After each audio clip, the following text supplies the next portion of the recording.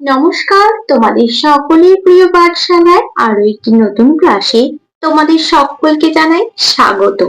আজকে আমি তোমাদের সাথে আলোচনা করব তৃতীয় শ্রেণীর দ্বিতীয় পর্যায়ক্রমিক মূল্যায়ন 2025-এর রায়মার্টিন কোয়েশ্চেন ব্যাংকের পরিবেশের সপ্তম স্কুলটির প্রশ্ন উত্তর।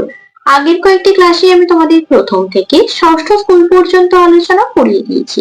এখনো পর্যন্ত যারা সেই ক্লাসগুলি করনি তারা অবশ্যই গিয়ে আগে সেই ক্লাসগুলি করে নিও।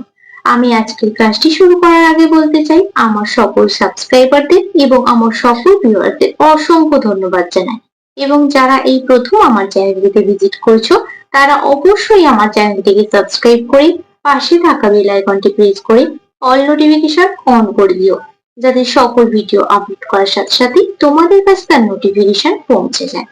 আমি আজকের ক্লাসটি শুরু করে দিচ্ছি, সকলে মন দিয়ে দেখে নাও। সপ্তম স্কুলটির নাম হলো বারাসাত কালীকৃষ্ণ প্রাথমিক বালিকা বিদ্যালয়। এই স্কুলটি থেকে তোমাদের এই প্রশ্নটি তৈরি করা হয়েছে। আমি উত্তর সহ আলোচনা করে দিচ্ছি, সকলে মন দিয়ে দেখে নাও। প্রথম প্রশ্নটি আছে শূন্যস্থান পূরণ করো। ড্যাশ জুড়ে তাঁবু তৈরি করত, কি জুড়ে? পশুর চামড়া জুড়ে। তাহলে এখানটা লিখে নিতে হবে পশুর চামড়া জুড়ে তাঁবু তৈরি করত। যিনি কাপড় সেলাই করেন তাকে বলে ড্যাশ, যিনি কাপড় সেলাই করেন তাকে বলা হয় দর্জি। ড্যাশ জাতি ঘন ঘন বাসা বদলায়, কোন জাতি? যাযাবর জাতি। যাযাবর জাতি ঘন ঘন বাসা বদলায়। পাহাড়ি অঞ্চলে ড্যাশ দিয়ে ইটের কাজ হয়, কি দিয়ে? পাহাড়ি অঞ্চলে পাথর দিয়ে ইটের কাজ হয়, পাথর দিয়ে ইটের কাজ হয়। ড্যাশ গাছের আঁশ খুব শক্ত, কোন গাছের? শন গাছের আঁশ খুব শক্ত। ভেড়ার লোম থেকে তৈরি হয় ড্যাশ, ভেড়ার লোম থেকে তৈরি হয় উল। ড্যাশ তুলোর সুতোকে সুতি বলা হয়, কোন তুলো? কার্পাস তুলোর। ড্যাশ না থাকলে দম আটকে যাবে, কি না থাকলে? দরজা জানালা না থাকলে, দরজা জানালা। দুইয়ের প্রশ্নটি বলেছি সঠিক উত্তরটি বেছে নিয়ে লেখো। উল কথাটি বাংলা, ইংরেজি না হিন্দি শব্দ? উল কথাটি ইংরেজি শব্দ। এখানে সঠিক উত্তরটি বেছে নিয়ে লিখতে বলেছে, আমি টিক চিহ্ন দিয়ে রেখে দিচ্ছি। পাখিরা পালক ফুলিয়ে রাখে শীতকালে, বর্ষাকালে না গরমকালে? শীতকালে, শীতের হাত থেকে বাঁচার জন্য। ঝড়ে কাঁচা না পাকা বাড়ির চাল উড়ে যায়? ঝড়ে কাঁচা বাড়ির চাল উড়ে যায়।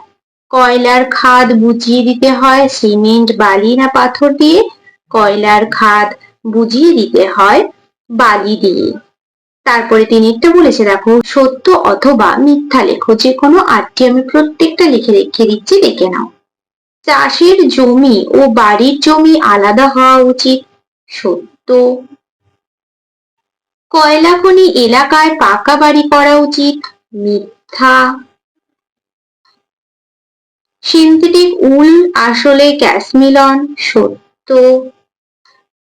খুব বর্ষায় আদিম মানুষ পশুর চামড়া গায়ে জড়াতো, মিথ্যা। হাসপাতালে ডাক্তার খাকি পোশাক পরেন, মিথ্যা। পুরানো দিনের মানুষেরা যাযাবর জীবন করত, সত্য। বাজারের পাশে থাকা বাড়িতে দুর্গন্ধ আসে, সত্য। ওলন দড়ির কাজ হলো ইট গাঁথা, মিথ্যা। কয়লা তোলার অঞ্চলে বন্যা হয়, মিথ্যা। মৌমাছিরা থাকার জন্য মৌচাক বানায়, সত্য। ভালোভাবে সত্য মিথ্যাগুলো দেখে নাও। তারপরে চারের প্রশ্নটি বলেছি বাম দিকের সঙ্গে ডান দিক মেলাও। বাম দিকে লেখা আছে মৌমাছি, শীতকাল, ছাত্রছাত্রী, ছাল, নার্স আর বর্ষাকাল। ডান দিকে লেখা আছে ধবধবে সাদা শাড়ি, চামড়া, রেনকোট, উলের পোশাক, মধু ও মোম আর ইউনিফর্ম। মৌমাছি কি হয়ে যাবে? মধু ও মোম। আমি পাশে ক খয়ের দাগগুলো দেখিয়ে দিচ্ছি। শীতকাল কি হয়ে যাবে? উলের পোশাক। ছাত্রছাত্রী কি হয়ে যাবে? ইউনিফর্ম।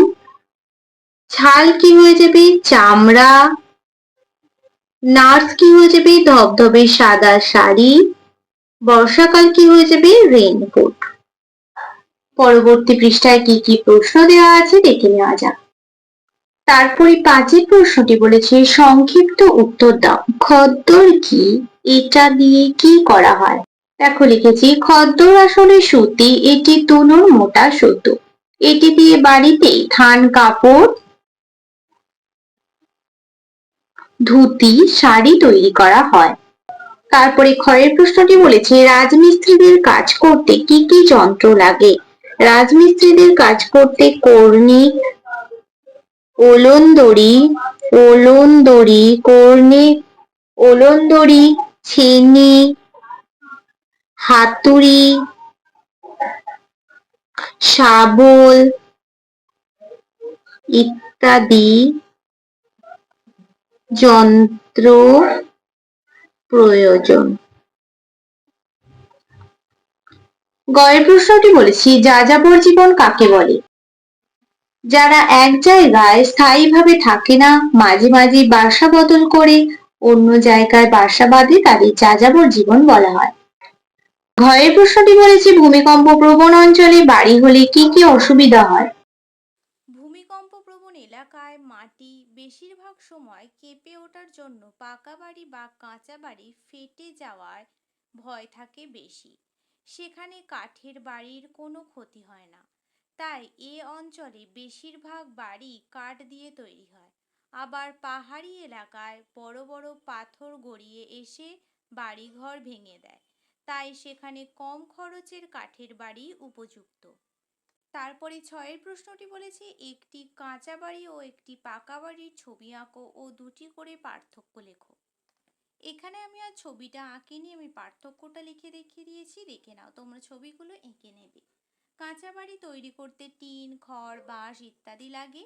কাঁচা বাড়ি যারা তৈরি করেন তাদের কি বলা হয়? ঘরামি। আর পাকা বাড়ি তৈরি করতে ইট, বালি, সিমেন্ট, রড, জল ইত্যাদি লাগে। পাকা বাড়ি তৈরি করেন যারা তাদের রাজমিস্ত্রি বলা হয়। তাহলে দেখো আজ আমি তোমাদের তৃতীয় শ্রেণীর পরিবেশের সপ্তম স্কুলটিও কমপ্লিট করে দিলাম। আজকের ক্লাসটি তাহলে আমি এখানে শেষ করছি। খুব তাড়াতাড়ি আরও একটি নতুন ক্লাস নিয়ে হাজির হব তোমাদের সামনে। যদি তোমাদের আজকের ক্লাসটি ভালো লেগে থাকে তাহলে অবশ্যই লাইক করে দিও এবং বন্ধুদের সাথে শেয়ার করতে কিন্তু একদমই ভুলো না। আর যদি তোমাদের কোনো প্রশ্নের অ্যান্সার জানার থাকে তাহলে আমাকে অবশ্যই কমেন্ট করে জানাতে বলবে না। সকলে সুস্থ থাকবে, স্বাভাবিক থাকবে, সকলকে অসংখ্য ধন্যবাদ জানাই।